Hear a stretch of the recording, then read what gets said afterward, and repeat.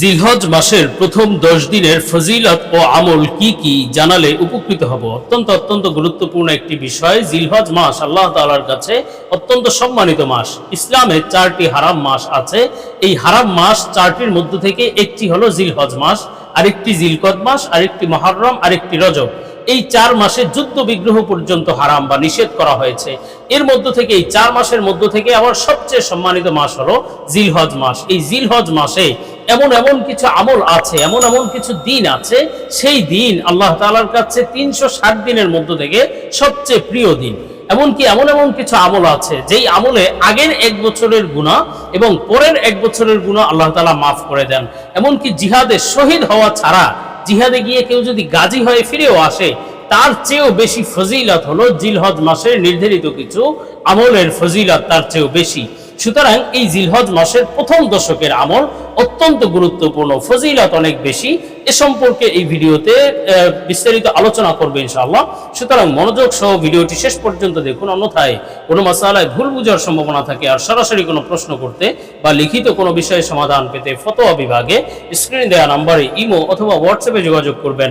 তো আমরা সরাসরি প্রশ্নের জবাবে চলে যাই। প্রশ্ন ছিল, জিলহজ মাসের প্রথম 10 দিনের আমল কি কি, ফজিলত কি কি জানালে উপকৃত হব। দেখুন, জিলহজ মাসের প্রথম 10 দিনের ফজিলত বা গুরুত্ব সম্পর্কে আমরা কুরআনুল কারীমের একটি সূরার দিকে যদি তাকাই স্পষ্ট হয়ে যাবে। আল্লাহ তাআলা সূরা ফজর, কুরআনুল কারীমের একটি সূরা ফজর, এই সূরা ফজর শুরু করেছেন ওয়াল ফজরি ওয়ালায়ালিন আশর। প্রথমে আল্লাহ তাআলা শপথ করেছেন ফজরের, এরপরে শপথ কসম করেছেন 10 রাত্রির। এই 10 রাত্রি কি? মুফাসসিরিনে কেরাম বলেন এই 10 রাত্রি দ্বারা জিলহজ মাসের প্রথম দশকের 10 রাত্রি উদ্দেশ্য। তো এই 10 রাত্রির যে ফজিলত কুরআনুল কারীমের আয়াতের মাধ্যমে স্পষ্ট হয়ে যায়। আল্লাহ তাআলা এই রাত্রির কসম পর্যন্ত করেছেন। এই জন্য এই রাতগুলোতে বেশি বেশি ইবাদত করা চাই। ফজিলত যেমন বেশি, সুতরাং তা মানব বান্দার দায়িত্বও বেশি, বেশি বেশি ইবাদত করা চাই। এমনকি শুধুমাত্র নামাজ ইবাদত নয়, এই 10 দিনে বেশি বেশি তাওবা ইস্তেগফার করা, তাসবিহ তাহলিল পড়া, বেশি বেশি নফল নামাজ পড়া, ফরজের গুরুত্ব বাড়িয়ে দেয়া, এই ধরনের মোট কথা এই 10 রাত্রি ইবাদত বন্দিগির মধ্যে এই 10 দিন ইবাদত বন্দিগির একটা আবহে, একটা পরিবেশে কাটানো উচিত। বিশেষভাবে ইয়াউমুল আরাফার ফজিলত তো বেশি। রাসূল সাল্লাল্লাহু আলাইহি ওয়াসাল্লাম বলেন, আল্লাহ তাআলার কাছে সারা বছরের যত দিন আছে তার চেয়ে বেশি প্রিয় দিন হলো ইয়াউমুল আরাফা। এবং এই জিলহজ মাসের প্রথম দশকের মধ্যে কিন্তু একটি দিন হলো ইয়াউমুন নাহার তথা কুরবানির দিন। সবচেয়ে গুরুত্বপূর্ণ, আল্লাহ তাআলার কাছে অত্যন্ত প্রিয় এক আমল হলো কুরবানি করা। এই কুরবানি হলো ইয়াউমুন নাহারের আমল বা কুরবানির দিনের আমল, অত্যন্ত গুরুত্বপূর্ণ। এছাড়াও এই যে দিনগুলোর ফজিলত, আল্লাহ সুবহানাহু ওয়া তাআলা যারা অর্থাৎ আরাফার দিনে যারা রোজা রাখবে, অর্থাৎ জিলহজ মাসের 9 তারিখে যারা রোজা রাখবে, তাদের রাসূল সাল্লাল্লাহু আলাইহি ওয়াসাল্লাম বলেন, যারা এই দিন রোজা রাখবে আমি আশা করি তার পিছনের 1 বছরের গুনাহ, সামনের 1 বছরের গুনাহ আল্লাহ তাআলা মাফ করে দিবেন। কত না ফজিলত আছে। এরপরে আবার রাসূল সাল্লাল্লাহু আলাইহি ওয়াসাল্লাম বলেন যে এই 10 দিনের আমল, এই 10 দিনে যে ব্যক্তি রোজা রাখবে আল্লাহ তাআলার কাছে এত বেশি প্রিয়, অন্য সব আমলের চেয়ে প্রিয়। সাহাবায়ে কেরাম জিজ্ঞাসা করলেন, ইয়া রাসূলুল্লাহ, এটা কি জিহাদের চেয়েও প্রিয়? তখন নবীজি বললেন, হ্যাঁ, জিহাদের চেয়েও প্রিয়।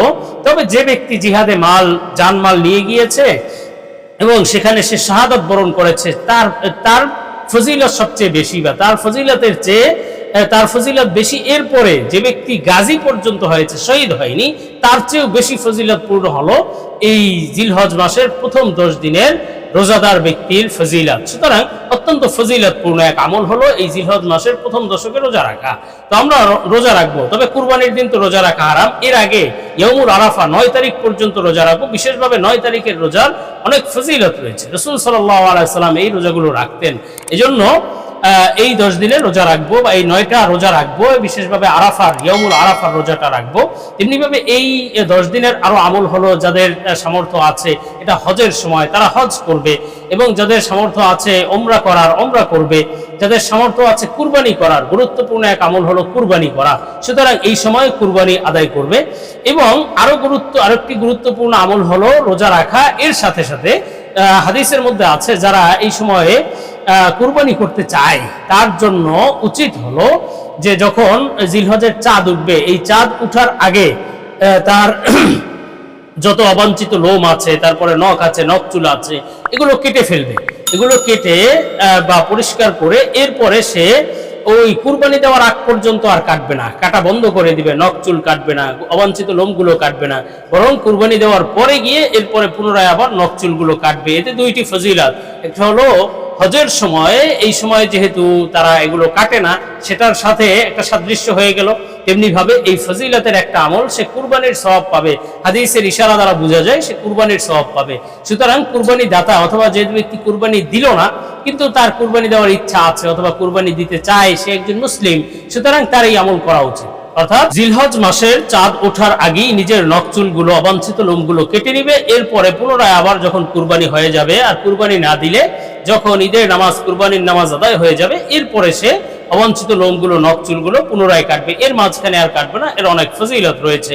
তেমনি ভাবে আরো এক গুরুত্বপূর্ণ আমল হলো তাকবীরে তাশরিকের আমল। 9 তারিখের ফজর থেকে নিয়ে 13 তারিখের আসর পর্যন্ত তাকবীরে তাশরিকের আমল পুরুষ মহিলা সবার জন্য আবশ্যক, সবার জন্য ওয়াজিব।